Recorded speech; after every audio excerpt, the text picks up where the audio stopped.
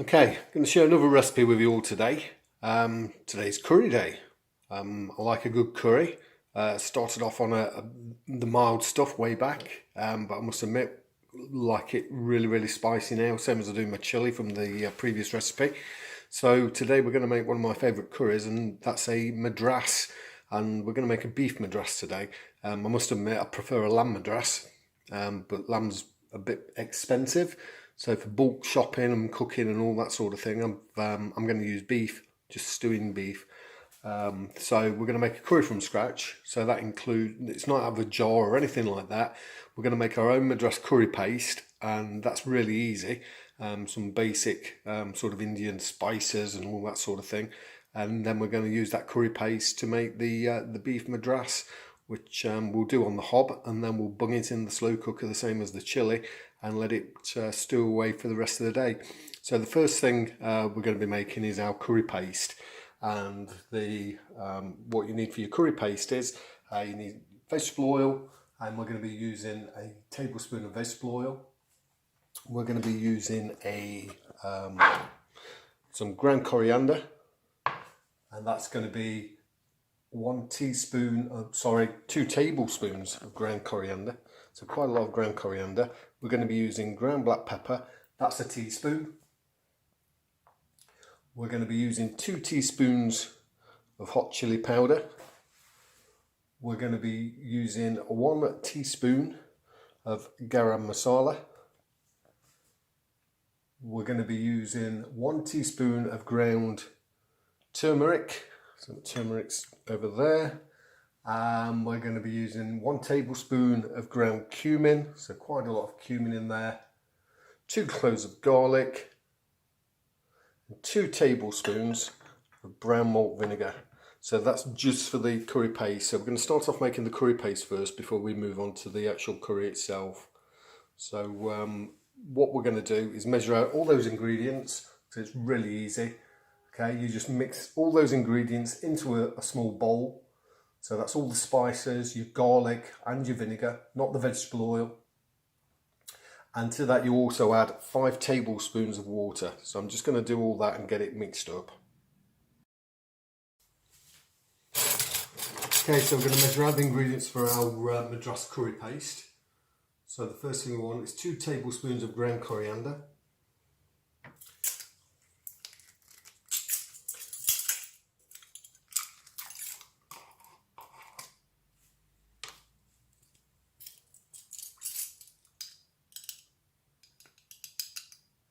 So 1 tablespoon, 2 tablespoons. So that's your ground coriander. We're going to put 1 teaspoon of black pepper in. That sounds quite a lot, but that's needed for the heat of a Madras. So a teaspoon of black pepper. Don't get your tablespoons and teaspoons mixed up, which I've done before. Otherwise you'll know about it. So a teaspoon of black pepper, 2 teaspoons of hot chili powder,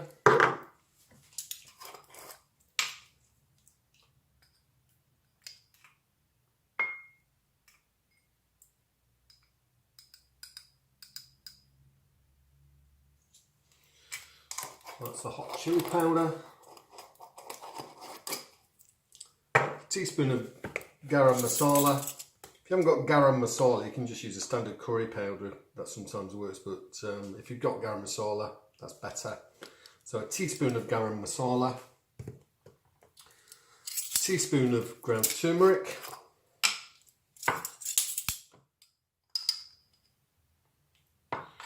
so with the turmeric, a tablespoon of ground cumin. So again, that's a tablespoon.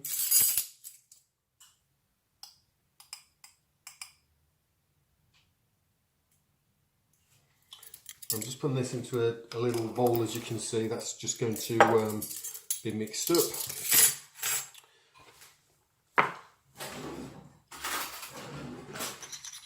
Just give that a little bit of a mix. So that's all of our ground spices.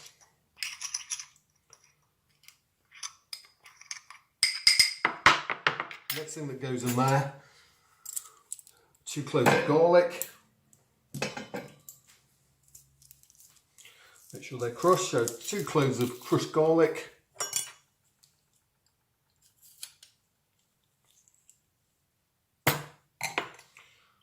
Big clove that was. Okay, so the second clove going in there. Tip with garlic, if you ever get garlic juice or oil on your hands, it can really make you smell. Big chunk just falling in there, don't want that big chunk in there. Okay, obviously you want to wash your hands to get the garlic smell off. Do not wash your hands in hot water, okay, or soap or anything like that, because the heat of the hot water makes the garlic oil sort of go into your skin. So it'll actually end up making you smell even more. What you want to do is put your tap on, get it running nice and cold, and rinse your hands under cold water. And just give them a good old rinse and you'll find that the chili smell isn't on your fingers. So that's not the chili smell, sorry, the garlic smell. Okay, so that's the garlic added to the mix. And the last thing we're going to put in there, 2 tablespoons of brown malt vinegar. If you haven't got brown malt vinegar, you can use distilled clear malt vinegar, but obviously the colour's just slightly different on this one. Not real much difference in taste. Okay, so 2 tablespoons of malt vinegar. In it goes. And then the final addition to this is 5 tablespoons of plain water. So I'm just going to put the water in and give it a mix. Okay, once you've mixed all of your spices together with your vinegar and your water and the garlic, it just looks something like that. It looks a bit like just sludge, but that's going to be the foundation, the base of your Madras curry. So what we're going to do now, we're just going to fry that off to get the flavours coming out and to reduce it down to a paste. So all you do, in a frying pan, non-stick one's best, glug of oil, just a tablespoon, to me that's a glug. So a glug of oil, okay, get the heat on. Just going to put the camera down now.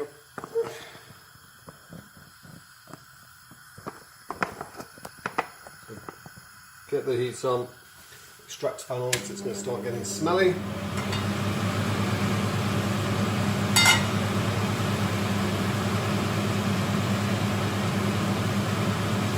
And all we're going to do now, we're going to add the paste to the frying pan.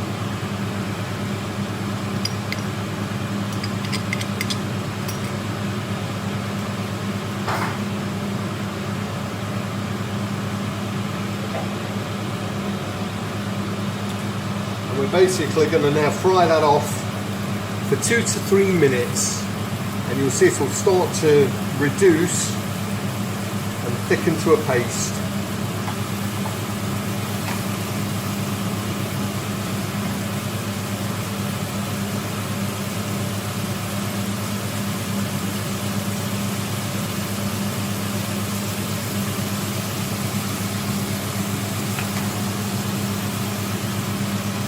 Don't have your heat up too high, because the last thing you want to do is burn this. It'll make it bitter and horrible.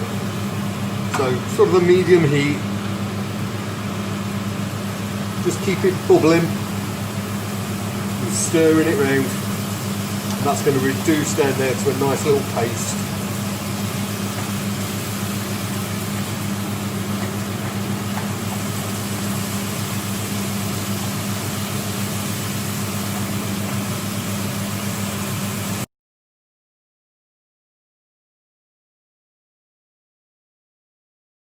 Okay, after 2 minutes, a lot of the water's evaporated and it's reduced, and there you've got your Madras paste. Now you can buy Madras paste in jars from shops, but it's quite expensive. Well, it's not expensive, but it's you know, it's going to be more expensive than making your own, because you're going to be able to make loads of this with your Indian spices.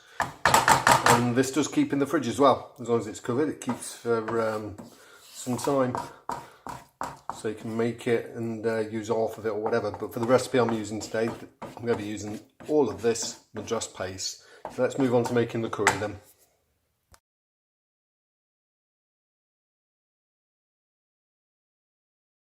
Okay, so now that we've made our Madras paste, we're going to move on to making the curry itself.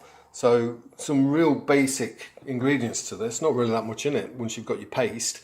Okay, we're going to use 2 tablespoons of vegetable oil. We've got 2 onions that have been sliced, 500 grams of stewing steak or braising steak.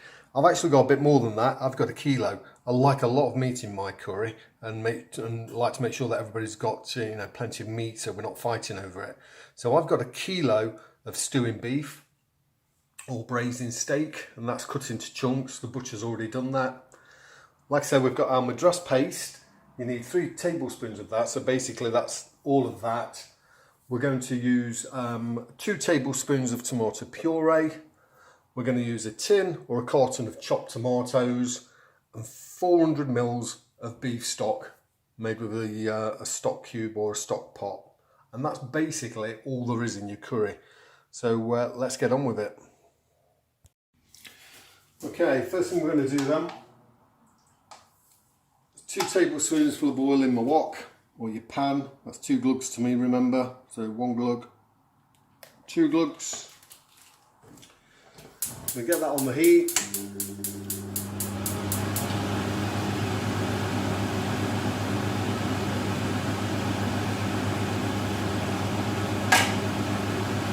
And what we're going to do, we're going to fry our onions for about 5 or 10 minutes until nice and brown.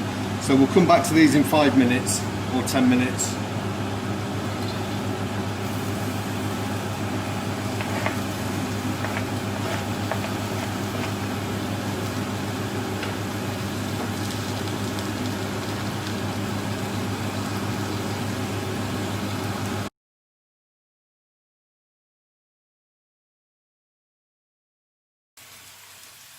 Okay, once your onions are nice and golden and browned off, don't burn them, okay? You don't want burnt onions in your curry.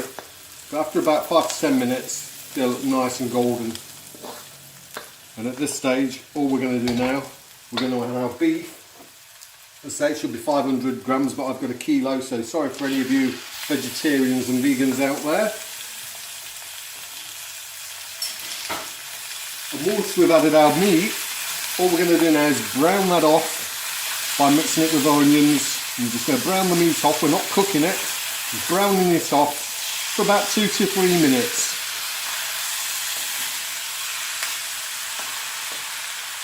And the reason you're doing this, a lot of people think that you brown your meat off to seal it, stop losing the moistness and stuff. No, it's not. It's to give it extra flavour. You're caramelising the outside of it. You're getting it nice and brown. And it adds to the flavour of your dish. So that's one of the main reasons for browning your meat, for flavour. Don't play with it too much, otherwise it will start to stew. So let it fry in the oil that's in the pan. So we'll come back to that in 2 or 3 minutes.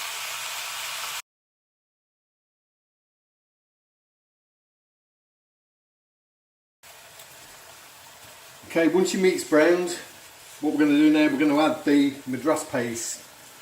So I want all of this, so I'm using a spatula to get every last bit of it out.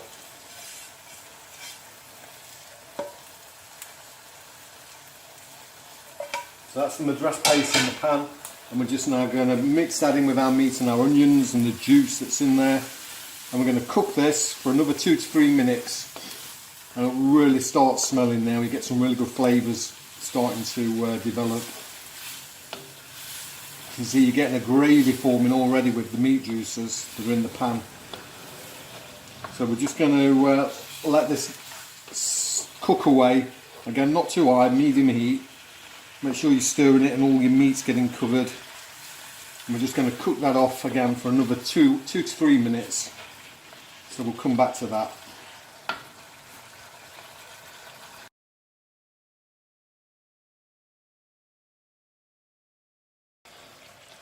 Okay, after 3 minutes,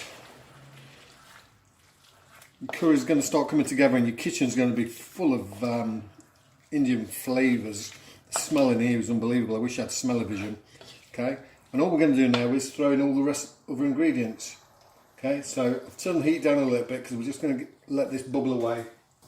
And what we're going to add now in, we're going to add the tomato puree. And I want 2 tablespoons of tomato puree. So again, my measurements, that's just a nice big squirt of tomato puree. So there's 1 tablespoon. Another tablespoon, another big squirt. So 2 tablespoons of tomato puree. Okay, the next thing that you're going to put in there is your tin of chopped tomatoes. So just pour that in. And the final ingredient, as I said, this curry is so easy. There's not really that much in it. It's basically meat, onions and tomato. But the final thing that we're going to put in there is our 400 ml of beef stock. So just pour that in, make sure it's all in there. And what we're going to do now, we're just going to bring this whole thing to a boil. So I'm turning up the heat, give it a good stir to mix everything in. Make sure that the tomato puree is mixed in and all your tomatoes. Make sure all of the spices around the edge of your pan are in there. Now you'll see this is why I cook using a wok, because that's made quite a portion. And for us, I'm going to be freezing it again. It will last us for the month. And it'll probably make us 4 or 5 or even 6 individual portions of sort of curry that 2 of you can share. So it does last me quite a while. So it's a good economic recipe. The most expensive ingredient in there is your meat. And again, depending on what cut of meat and what type of meat you use, you can make it nice and cheap. Now, because I'm going to be doing this in the slow cooker, you can do it some real cheap cuts of meat. The sort of tough cuts, you know, the stewing steak and that type of thing. Because if you do it in a slow cooker and cook it nice and long and slow, it's going to become really tender anyway. So you haven't got to use top quality meat for a curry. So I'm just going to bring that to the boil, turn the heat up a bit, and we'll come back to that once it's got to a boil and is simmering.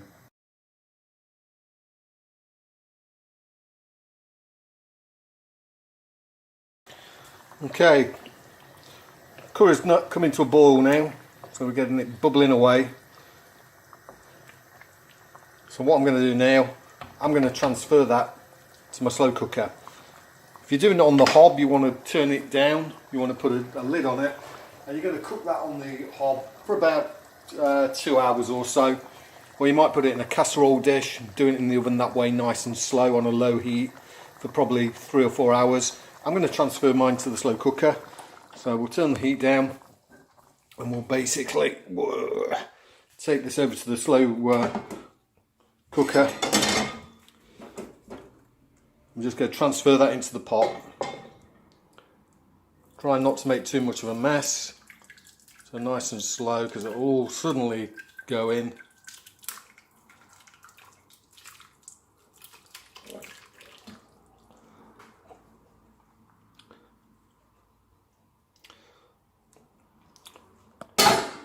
Okay,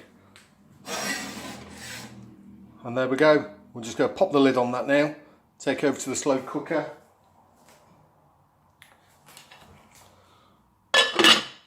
Lid on. Okay, we've transferred the curry over to the trusted slow cooker. As you can see, nice and steamy. We're going to put the lid on, don't remove the lid, and we'll put that on high, the high setting. And we're going to let that bubble away now and cook for about another 3 or 4 hours in the slow cooker. That's going to really tenderise that meat. So we'll come back to that in 3 or 4 hours and see what it looks like. But as you can see, really easy curry to make.